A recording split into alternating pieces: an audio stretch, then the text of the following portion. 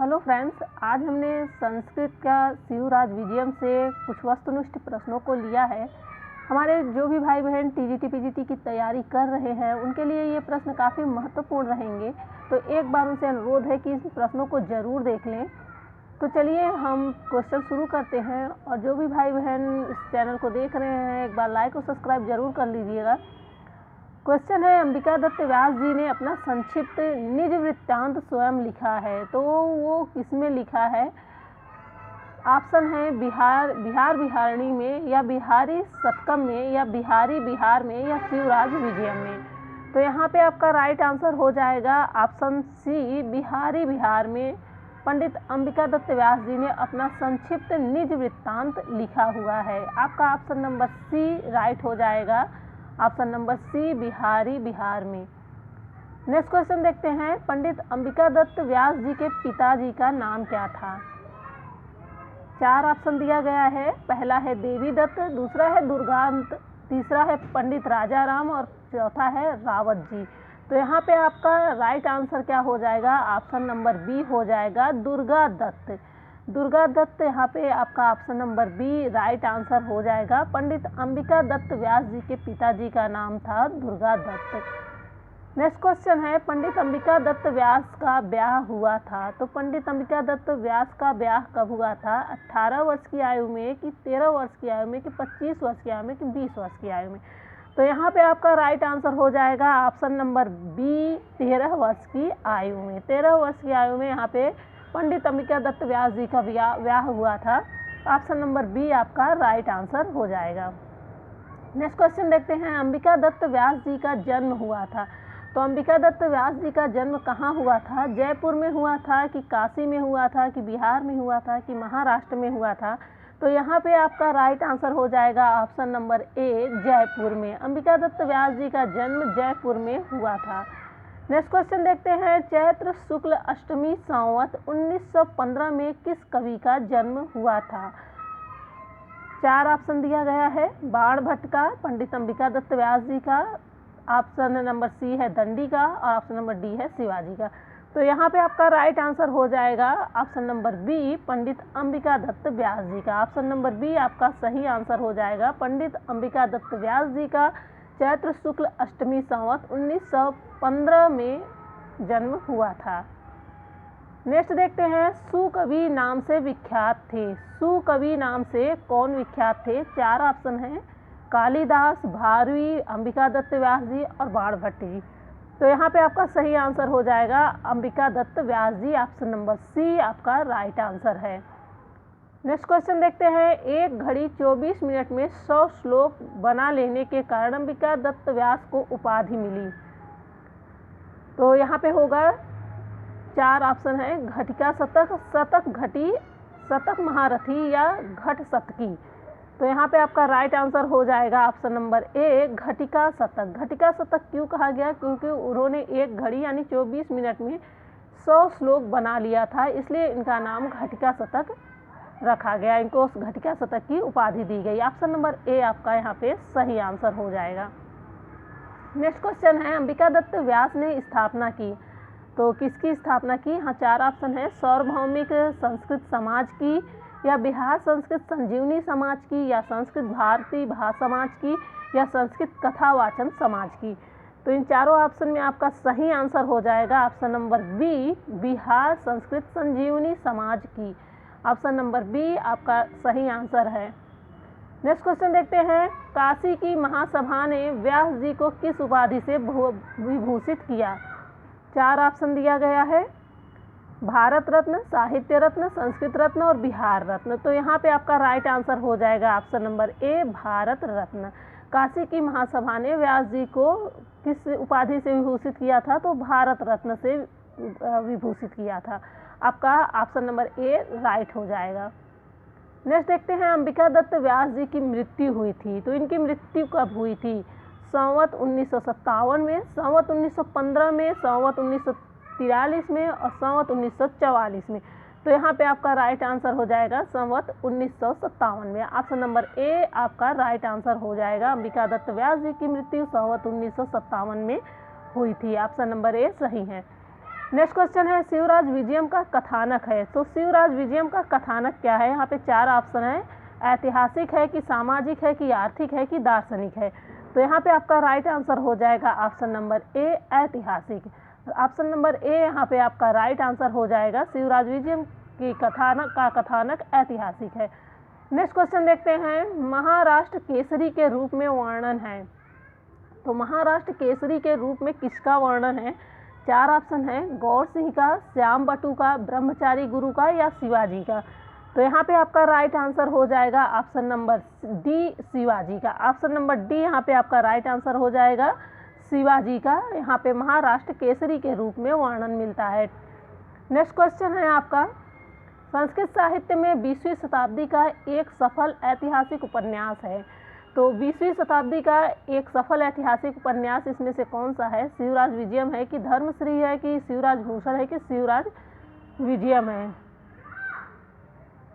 तो यहाँ पे आपका नहीं, यहाँ पे पहला आंसर माफ़ करिएगा, शिवाजी विजयम, और ये चौथा शिवराज विजयम। ठीक, तो यहाँ पे आपका राइट आंसर हो जाएगा option number D, Shivraj Vijayam. Option number D आपका यहाँ पे राइट आंसर हो जाएगा। संस्कृत साहित्य में 20वीं शताब्दी का एक सफल ऐतिहासिक उपन्यास किसे माना गया है? तो शिवराज विजयम को माना गया है। ऑप्शन नंबर डी आपका सही हो जाएगा यहाँ पे।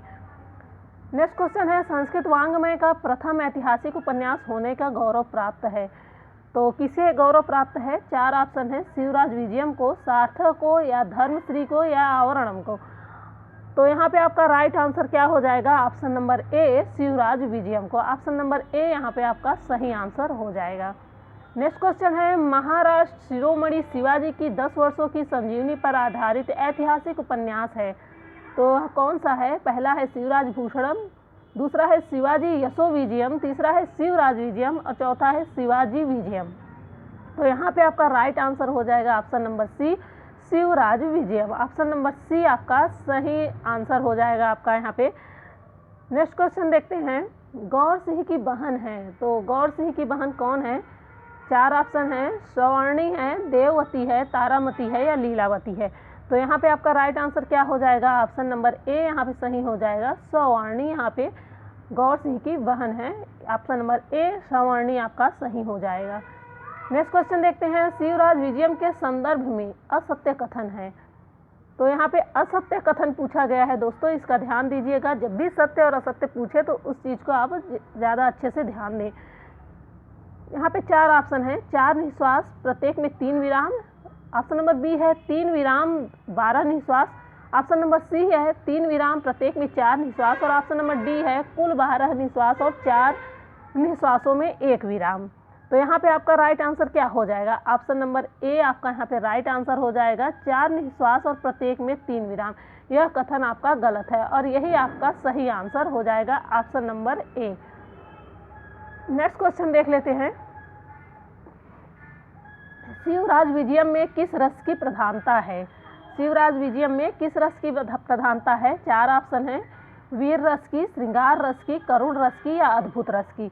तो यहाँ पे आपका राइट आंसर क्या हो जाएगा? शिवराज विजयम में वीर रस की प्रधानता है, वीर रस की प्रधानता है। ऑप्शन नंबर ए आपका सही हो जाएगा। नेक्स्ट क्वेश्चन है, उदयपुर के एक जागीरदार खड़क सिंह की संतानें हैं। तो उदयपुर के जो जागीरदार थे खड़क सिंह, उनकी संतानें कौन सी हैं? तो यहाँ पे 4 ऑप्शन है, श्याम सिंह, गौर सिंह, सवर्णी, उपयुक्त तीनों। तो यहाँ पे आपका राइट हो जाएगा ऑप्शन नंबर डी, उपयुक्त तीनों। श्याम सिंह, गौर सिंह और सवर्णी, ये तीनों उदयपुर के एक जागीरदार जो खड़क सिंह नाम के थे उनकी संतानें थीं।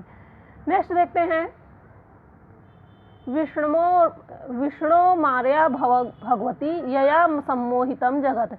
श्रीमद् भगवत के 10वें स्कंध का यह श्लोक मंगलाचरण के रूप में उल्लिखित है। तो यह किसमें उल्लिखित है? मेघदूतम में, कादम्बरी में, वाल्मीकि रामायण में या शिवराज विजयम में। तो यहाँ पे आपका राइट आंसर हो जाएगा option number D, Shivraj Vijayam में। ऑप्शन नंबर डी आपका राइट आंसर हो जाएगा। नेक्स्ट है, शिवाजी किस गद्य काव्य के नायक हैं? शिवाजी किस गद्य काव्य के नायक हैं?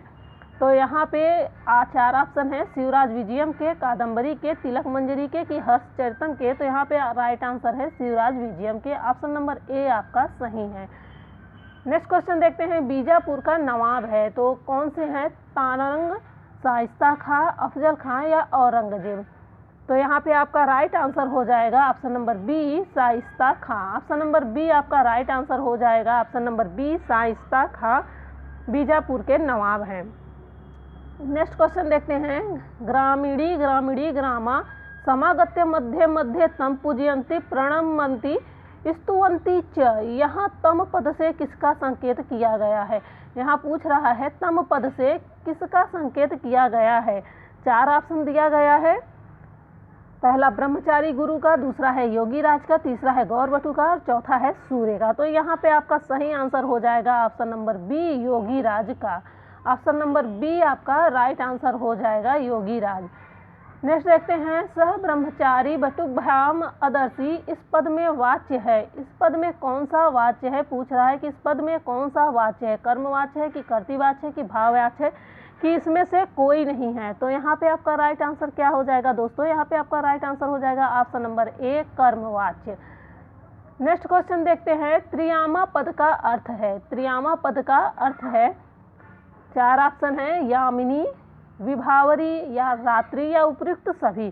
तो यहाँ पे आपका राइट आंसर हो जाएगा उपयुक्त सभी। ऑप्शन नंबर डी आपका सही आंसर हो जाएगा। त्रियामा पद का अर्थ यामिनी, विभावरी, रात्रि तीनों हो जाता है।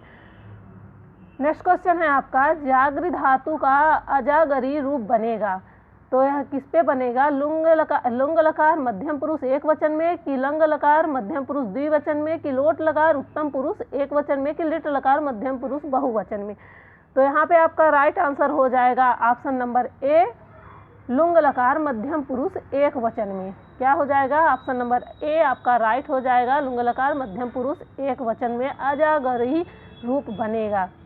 तो दोस्तों अगर वीडियो पसंद आए तो लाइक और सब्सक्राइब जरूर कर लीजिएगा, जिससे नेक्स्ट वीडियो का नोटिफिकेशन आपको जल्दी से जल्दी मिल सके।